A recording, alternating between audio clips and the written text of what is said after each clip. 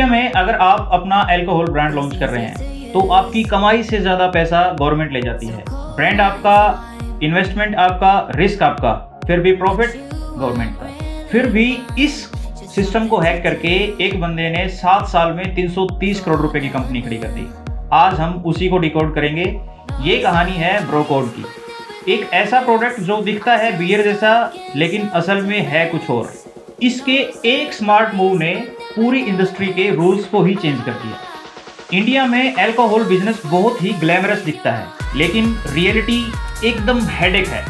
जितना अंदर हम घुसते हैं हम देखते हैं कि एक जाल है पूरा डॉक्यूमेंट्स का, सिस्टम का, रूल्स का। 50 से 80% तक MRP tax, retail sales already full, जहाँ पे किंगफिशर, बडवाइजर और जेंट्स बैठे हैं। मार्केटिंग हम कर नहीं सकते। एक्सपेंशन पेपर वर्क इतना ज़्यादा है कि बहुत ज़्यादा। ये सारे पॉइंट्स देख के हमें लगता है कि एंट्री ही इम्पॉसिबल है। लेकिन इन सब चीज़ों में ब्रोकोड के फाउंडर समीर ने कुछ अलग ही देखा। एक पैटर्न है स्पिरिट्स का और बियर का कि कंजप्शन कितना कहाँ पे है। ऑल ओवर द वर्ल्ड हम देखेंगे तो बियर का कंजप्शन कहीं ज़्यादा है स्पिरिट्स से, लेकिन इंडिया में स्पिरिट्स का कंजप्शन ज़्यादा है। अगर हम एक एवरेज पकड़ें तो इंडिया में एवरेज सिंगल बंदा 15 प्लस बियर्स कंज्यूम करता है। लेकिन all over the world other than India एक एवरेज देखें तो 200 plus PACS, that can be 30 ml और 60 ml इज कंज्यूम्ड।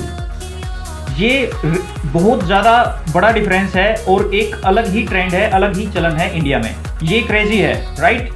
इंडिया में लोग वैल्यू ऑफ बज़ को ज़्यादा महत्व देते हैं टेस्ट से। एग्जाम्पल के लिए 150 रुपीज़ में लाइट बियर अवेलेबल है, स्ट्रॉन्ग बियर अवेलेबल है और वोडका भी अवेलेबल है। लेकिन लाइट बियर में लो बज़ है, मीडियम बज़ है स्ट्रॉन्ग बियर में, और लेकिन जैसे ही हम वोडका के साथ जाते हैं तो हाई बज़ अवेलेबल है वहाँ पे। ये थोड़ा ऑब्वियस है। एक और ट्रेंड इंडिया में है, थोड़ी सी मीठी वाइन या फिर अल्कोहल कंज्यूम करना ज़्यादा पसंद करते हैं इंडिया में, बजाय हार्ड और कड़वी ड्रिंक के। जैसे कि विस्की के साथ में हमेशा कोल्ड ड्रिंक्स ली जाती हैं। इसका सीधा सीधा मतलब है कि लोग बिटर नहीं, स्वीट टेस्ट चाहते हैं। तो फिर समीर डायरेक्टली वाइन इंडस्ट्री में एंट्री मार सकते थे, एक ऐसा प्रोडक्ट बना सकते थे जो असल में वाइन ही है। लेकिन ऐसा क्या है कि उन्होंने वाइन ना लॉन्च करके एक हाइब्रिड प्रोडक्ट लॉन्च किया। इसके लिए जो मेन रीज़न है वो पोजिशनिंग है, टेस्ट नहीं है वाइन का। किस तरीके से? ग्लास फैंसी चाहिए, कोक ओपनर अलग से चाहिए और एक सोफिस्टिकेटेड इमेज और एनवायरनमेंट चाहिए। ये सारी चीज़ें और ये सारा तामझाम जब हम देखते हैं तो कोई भी ऐसा प्लान नहीं करता है कि हमारा जो अल्कोहल जो भी हमने पिक किया है दुकान से, दोस्तों के साथ बैठ के कोई भी ये सारा सामान लेके नहीं चलता। इन सब चीज़ों को ही ऑब्जर्व करके समीर ने अपना सबसे बड़ा मूव खेला। उन्होंने बनाया बियर और वाइन का हाइब्रिड। हम अगर ब्रोकोड का प्रोडक्शन ब्रेकडाउन करें तो ये इस तरीके से है। ग्रेप्स वाइन जैसा फ्लेवर महसूस कराता है, sugar smooth taste, sweet, CO2 beer जैसा फील, बोतल बिल्कुल बियर जैसी। इन सब चीज़ों से बनता है हाई अल्कोहल ड्रिंक जो दिखती बियर जैसी है और टेस्ट स्वीट। अब वापस हम 150 रुपीज़ वाले उस पैटर्न पे चलें, उसी बात पे चले जहाँ पे हमने बज़ की बात की थी, वैल्यू ऑफ बज़ की बात की थी। तो बियर के पैटर्न में उसी प्राइस रेंज में आपको एक ऐसा प्रोडक्ट मिल जाता है जो बियर की ही प्राइस रेंज में आके आपको 3 बियर बोतल्स जितना बज़ देता है। अब आता है असली खेल। इंडिया में टैक्स कैटेगरी पे लगता है, प्रोडक्ट पे नहीं।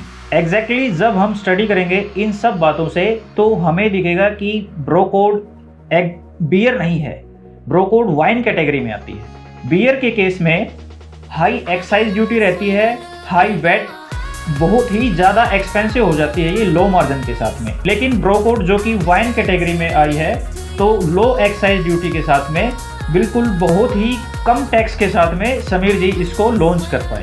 समीर जी की इस एक छोटी सी चाल ने एक तीर से 2 निशाने लगाए।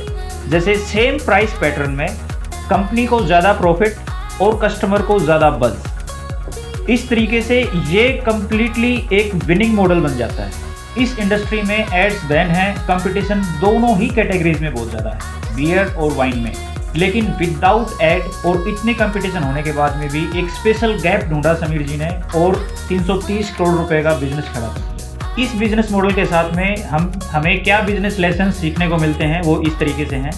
कंपटीशन को अवॉइड करने के लिए मार्केट में गैप ढूंढो, एक ऐसा ही रिक्वायरमेंट क्रिएट करो, एक ऐसी रिक्वायरमेंट को फिल करो जहां पे आपका प्रोडक्ट एग्जैक्टली सेट बैठ के कस्टमर की रिक्वायरमेंट को पूरा कर सके। किसी भी कैटेगरी में काम करने के लिए, किसी भी प्रोडक्ट पे काम करने के लिए रूल्स को समझो, अपने फेवर्स पे मत जाओ कि हम इस तरीके से कर सकते हैं या उस तरीके से कर सकते हैं। प्रोडक्ट क्या है उससे ज़्यादा इंपॉर्टेंट है प्रोडक्ट दिखता कैसा है।